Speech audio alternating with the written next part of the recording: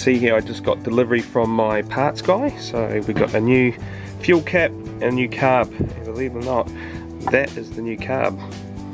Just needs a clean. So that one there's the old one. Not sure about the jetting, it's full of rust. And here's the rusty cap. And here's the new one. So here we are looking at doing the carb swap. I've got a second-hand one off Trade Me for, wasn't that cheap actually, it was 150 bucks. So that got me a genuine DRZ125L Carb. This is the old one. Never been happy with the jetting in this. It's always been a bit sort of finicky, it's been pinking, so I know it's good for parts, but also I know it's had a whole lot of probably rusty crap go through it, so we're going to can that one, just start with a nice tidy original. Just needs a petrol bath. Still got all the original stamps on it, so all got the original quality stamps, so it tells me it's all looking pretty good. So what we're going to do is I'm going to pop the bowl off, have a look at the floats, see how clean it is. If it's nice, I'm just going to put it back on, give the outside case a petrol bath, and I'm just going to slap it back on, see how it goes. So we stay hard to find cause it's too hard to take it. No, we can't fake it.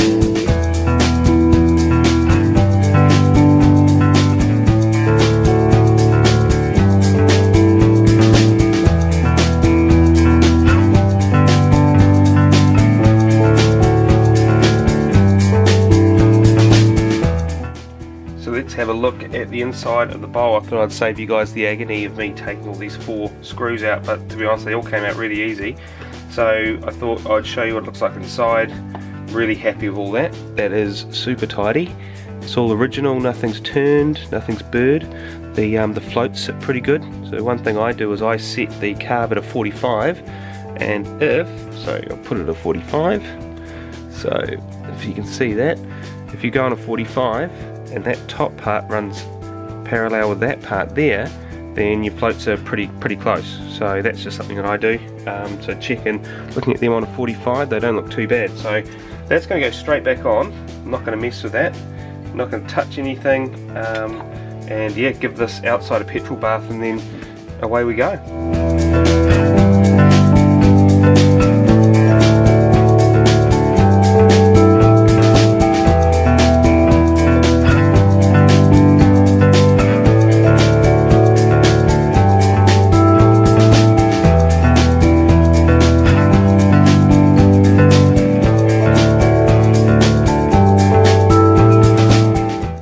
Time to glove up.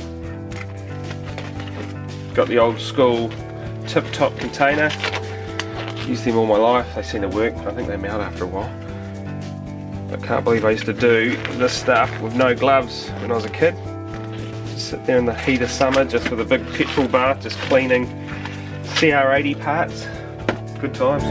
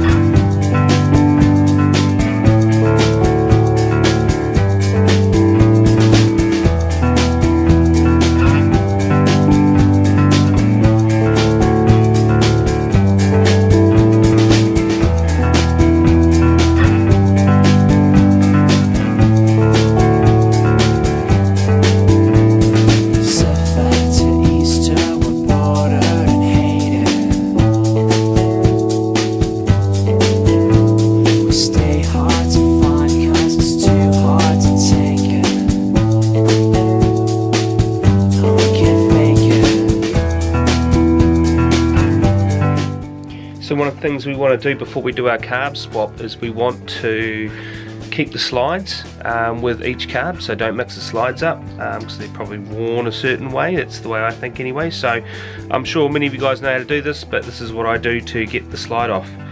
Pull the spring back, pull it forward, and out she comes. Piece of cake. And then putting it back on, it's the same process. Spring goes on first like that. Make sure you've got your cable hanging out like that, and then I just try and pin that against the lid like that.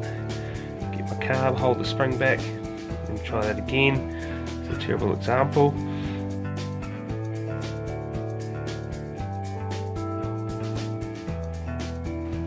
So if you can see there's a little hole in the front there, so you want that to slide down and into that hole there. So you'll slide down so, and there, and then let go your spring. That's it.